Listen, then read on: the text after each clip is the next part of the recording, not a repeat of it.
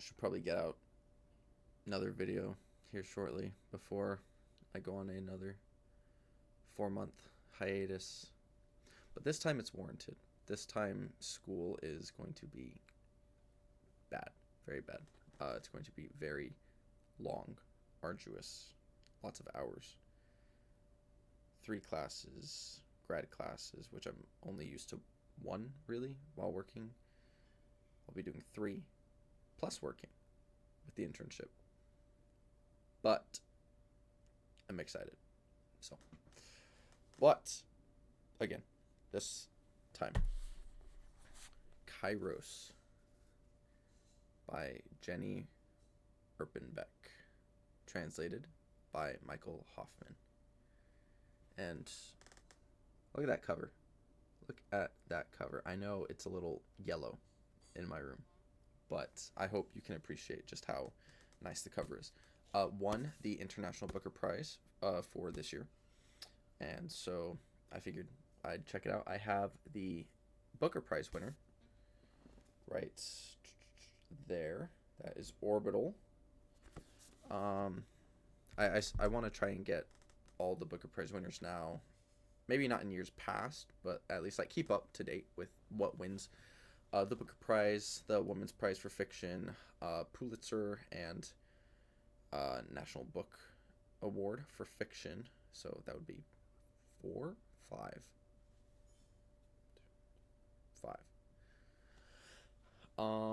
So yeah, this is the first one, and I really wanted to read more international literature because people just don't really teach that, unfortunately. It's a lot of American literature, it's a lot of English literature, and I mean, they can definitely be boring at times. They can also be very, very exciting at times. But for Kairos,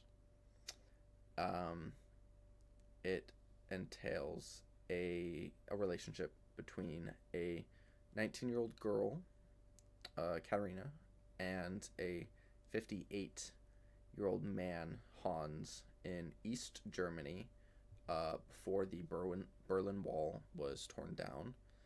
I believe late 80s is when it starts, is when the book starts.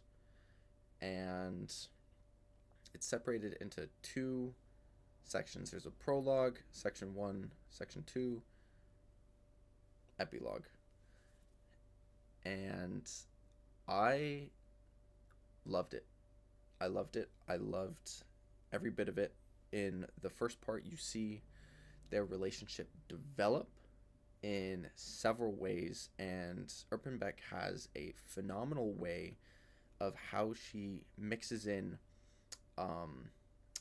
orchestral and classic music into their relationship, because Hans is a radio personnel, so he's very in tuned, and like she can really, I wouldn't say the settings are all that descriptive, but you'll get the names of like you feel as though you were just floating along with them as they journey throughout East Berlin, and where else did they go? Not Austria, but like, and how she is able to travel over to West Berlin for a little bit to go see her grandmother. And like the settings are okay, but it's not the settings that I loved. It's how she drags you along to these places and is able to point out, like, wow, so I guess it is setting, just like statues on a street or passing by the different shops that they visited. And they do this, like the Hans and Katarina, they do this. They relive their relationship just because they're so enamored with each other, time and time again. And they're like, oh, like, and they retrace their steps just because they love being able to go over how they met for the first time.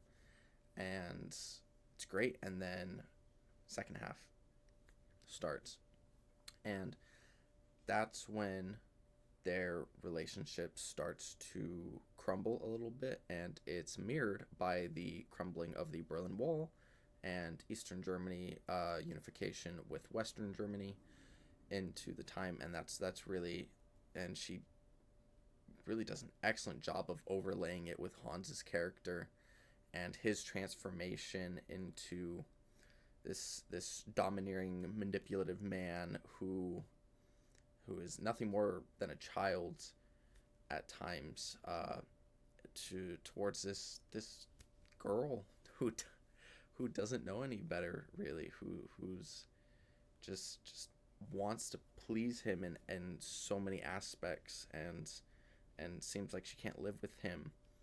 And of course he's married, has a kid, has been married for like 28 years or something like that. And she knows this. So, but it was, oh man, like during the first section, I could see how, or I was like, okay, like this is a good book. I could see how it was shortlisted for the International Booker Prize. And then the second section came along.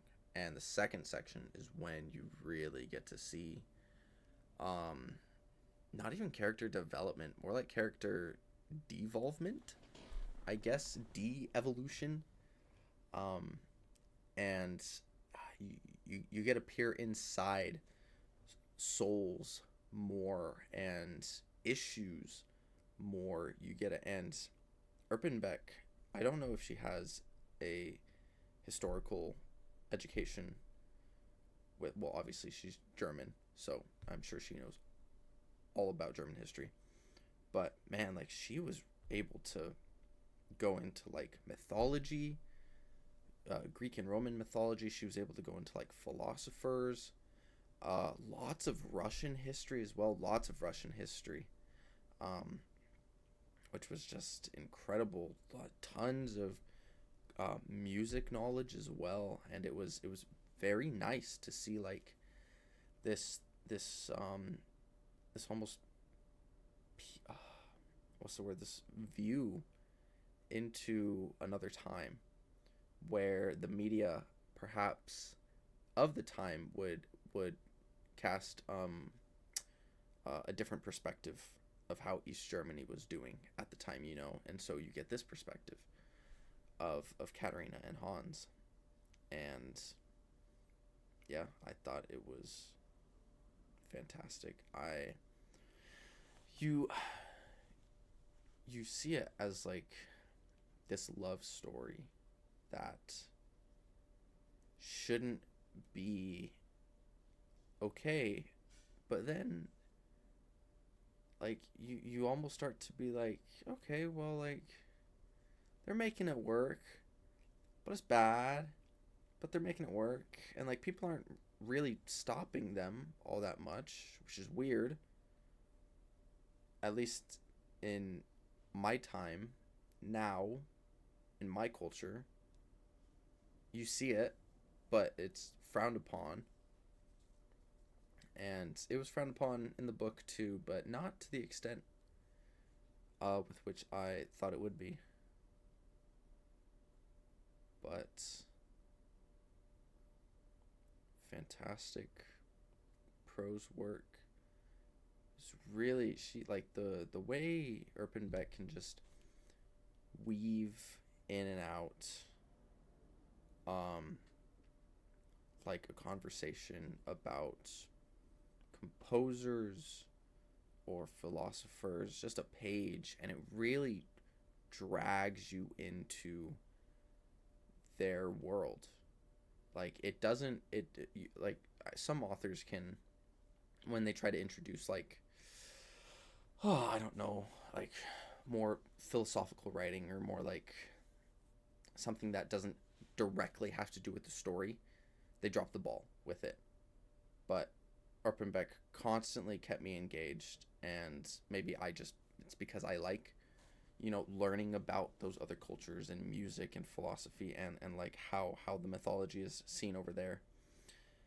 And the poetry, the poems that they do, and Hans's satirical style of dialogue at times and seeing the world, and Katerina's, naive but very optimistic sense is, and how she's just able to overlay that with all of this additional information that you get is fantastic.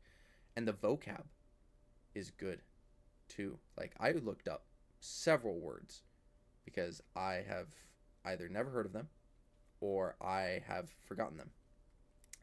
So that tells you what kind of English major I am. But I believe Michael Hofmann did an excellent job of translating this work. And I firmly believe that Jenny Erpenbeck did deserve the International Booker Prize, considering that it's the only one I've read from the short list. But I digress. That's fine. Yeah, I mean, if you want to see this